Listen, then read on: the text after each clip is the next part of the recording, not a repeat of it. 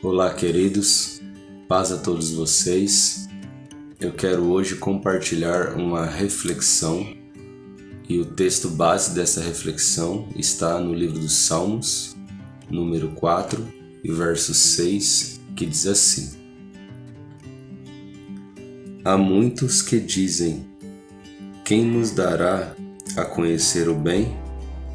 Senhor, levanta sobre nós a luz do teu rosto.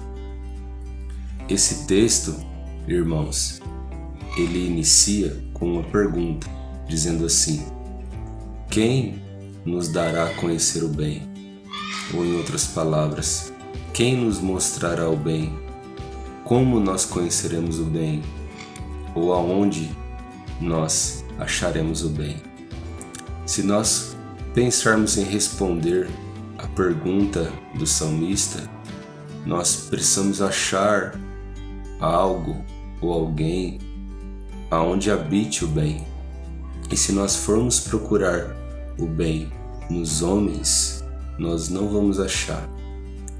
Por mais que hoje nós vivemos um mundo e uma sociedade mergulhada no humanismo, aonde diz que o homem ele é o eixo e a essência de todas as coisas, aonde no homem habita o amor, isso não é verdade, isso não é real, porque o próprio Jesus ele diz assim que do coração do homem procede todos os males, os adultérios, as fornicações, as guerras, as pelejas, os furtos.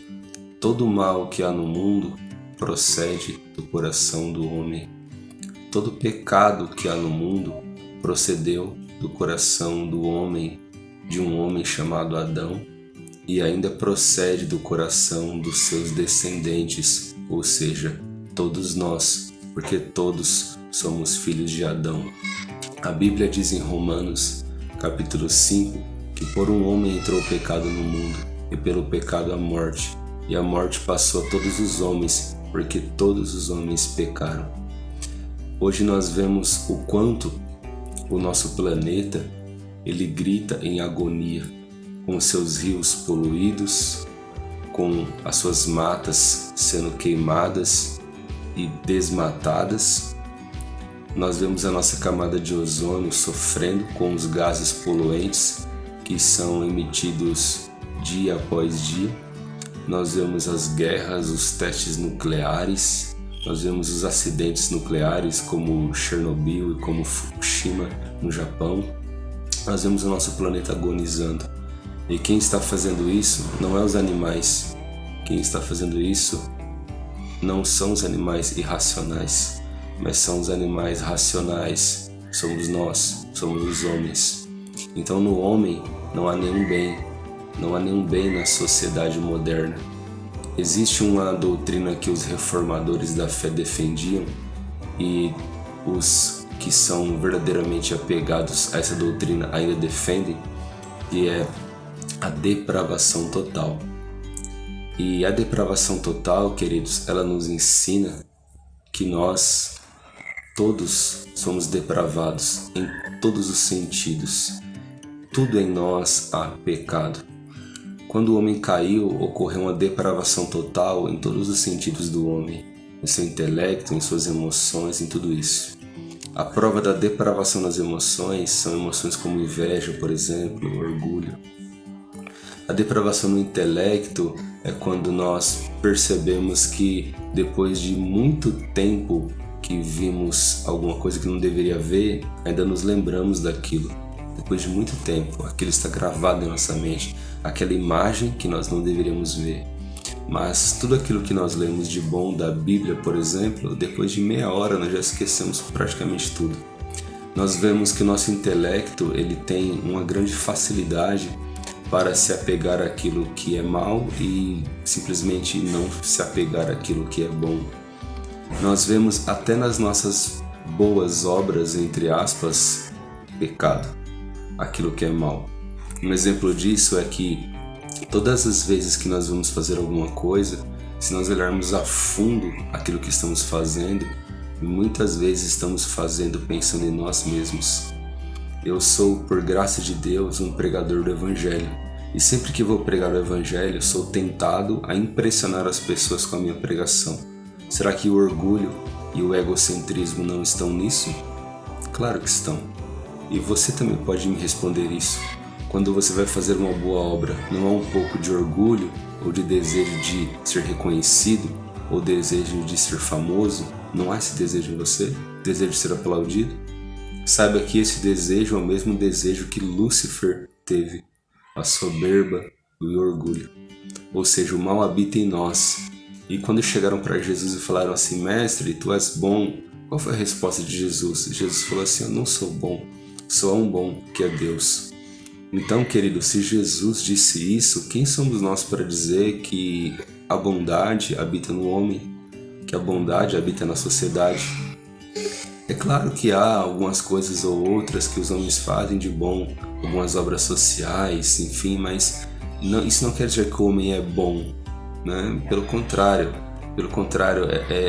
a necessidade de se fazer obras sociais mostra em evidência que o homem não é bom, porque se ele fosse bom, não haveria necessidade, de fazer isso, né? Mas todos teriam uma vida sem fome, sem doenças e sem nada disso, né? E sem miséria.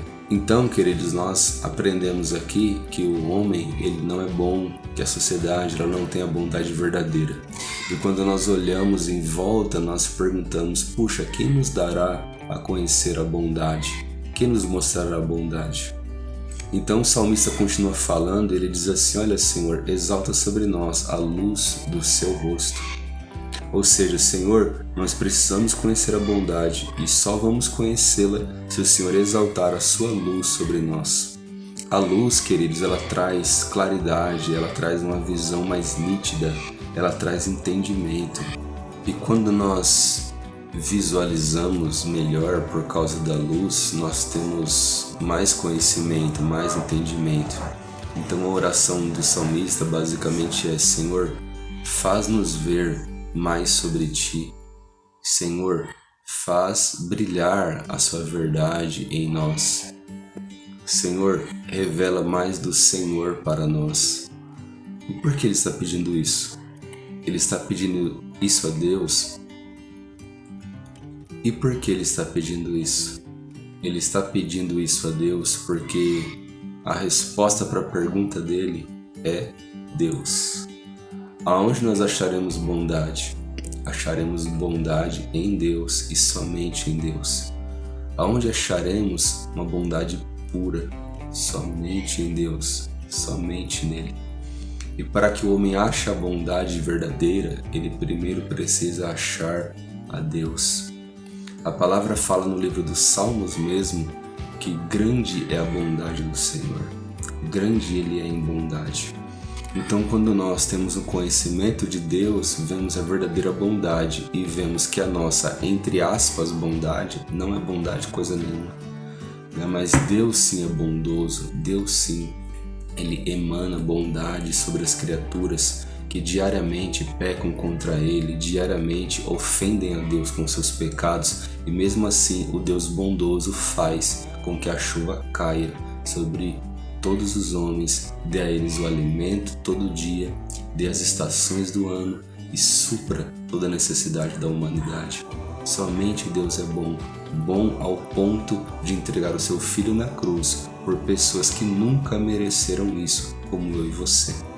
Então, vamos olhar para Deus e vamos perceber que toda a raça humana está debaixo do pecado. Toda a raça humana não é boa, mas somente Deus é. E quando nós tivermos a luz de Deus resplandecendo sobre o nosso rosto, então nós perceberemos quem de fato é bom e que o Senhor compartilhe esse atributo, essa qualidade que Ele tem de bondade para conosco, para que a gente possa ser transformado, ter o nosso coração mudado e possamos refletir para o nosso semelhante um pouco dessa bondade. De nós mesmos nós não podemos fazer isso, mas se o Senhor resplandecer sobre nós a luz do rosto dele, seremos como Moisés, que quando desceu do monte, depois de 40 dias em contato com Deus, foi necessário colocar um véu sobre o rosto de Moisés, porque a luz do semblante de Moisés refletia sobre o povo. E o apóstolo Paulo fala em Coríntios, em uma de suas cartas à igreja de Corinto, que agora nós devemos ter maior luz, que agora nós devemos ter maior luz resplandecendo em nós, a luz de uma aliança maior do que a aliança da lei, que é a aliança da graça. Então que a luz que vem pela graça e que vem por meio de Deus brilhe sobre mim, brilhe sobre ti, para que a gente veja de fato a bondade, e a bondade só está em Deus. Amém, queridos? Que Deus abençoe a vida de vocês. Eu peço a vocês que compartilhem esse vídeo com um amigo, com uma amiga, nas redes sociais. Fique à vontade, tenha liberdade para fazer isso, e que essa palavra alcance o máximo de pessoas. Deus te abençoe, Deus nos abençoe, a nós e nossas famílias, em nome de Jesus.